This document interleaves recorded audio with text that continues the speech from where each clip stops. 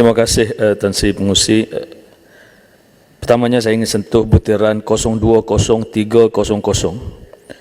Baru-baru ini muncul satu trailer sebuah cerita bersiri Stay Away From Me yang berunsurkan LGBT yang ditayangkan melalui penstreaman video.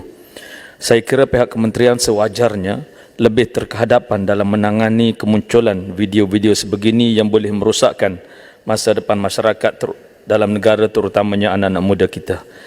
Kita perlukan ketangkasan dan ketegasan. Jika tidak, normalisasi LGBT dalam masyarakat akan terus berlaku.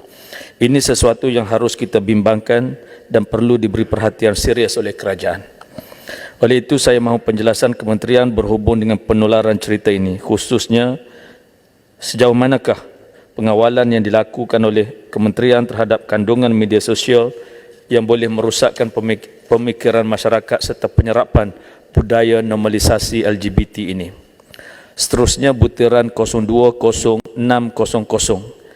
Kita sedia maklum negara berhadapan dengan situasi infodemik yang meruncing apabila tersebarnya berita-berita palsu sehingga mengganggu perancangan kerajaan ketika bangkit daripada pandemik, termasuklah pelaksanaan plan pemulihan negara. Saya ingin bertanya sejauh manakah langkah strategik yang diambil oleh kementerian bagi mengatasi isu infodemik dalam negara.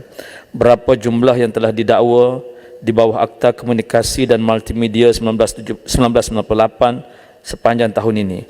Berapa peratus kes yang berkait dengan penyebaran berita palsu melibatkan pandemik COVID-19.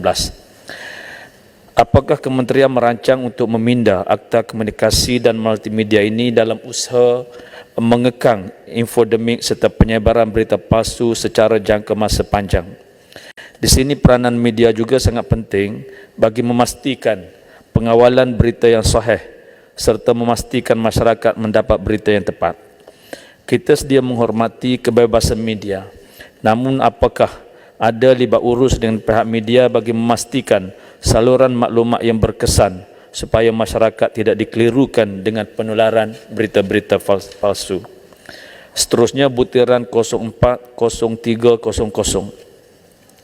Peruntukan mengurus di bawah butiran ini telah ditiadakan berbanding sejumlah peruntukan RM 100 juta pada tahun 2021. Saya ingin bertanya apakah ada peruntukan lain seumpama ini yang disalurkan di bawah butiran ini. Apakah justifikasi kementerian terhadap ketiadaan peruntukan seperti yang dinyatakan dalam buku anggaran perbelanjaan ini? Seterusnya butiran 030400, perlindungan data pribadi.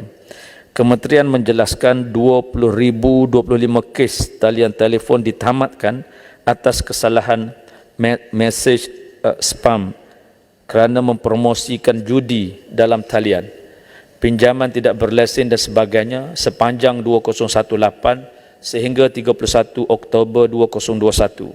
Saya menyambut baik sikap responsif kementerian dalam hal ini. Cuma apa yang menjadi persoalan saya adalah bagaimana data maklumat peribadi nombor pihak yang dihubungi itu boleh bocor kepada mereka. Siapa yang membocorkannya dan bagaimana mekanisme yang digunakan oleh kelompok skamer ini untuk mendapatkan data-data peribadi itu. Adakah ada siasatan yang mendalam terhadap perkara ini? Apakah kementerian berhasrat untuk meminda Akta Perlindungan Data Pribadi 2010 bagi menutup kelompongan perundangan sedia ada dalam menjamin keselamatan terhadap perlindungan data pribadi ini? Saya juga ingin mengetahui hasil siasatan terhadap isu perlindungan data melibatkan syarikat AirAsia yang didakwa menjual data pribadi kepada sebuah firma di Amerika Syarikat dengan nilaian tawaran sehingga USD 1 bilion. Kes ini telah dibangkitkan sejak tahun lalu. Oleh itu, saya ingin mengetahui apakah hasil siasatan terhadap kes ini telah siap serta apakah tindakan susulan yang dicadangkan daripada pihak kementerian. Terima kasih Tan Sri Pengerusi. Terima kasih.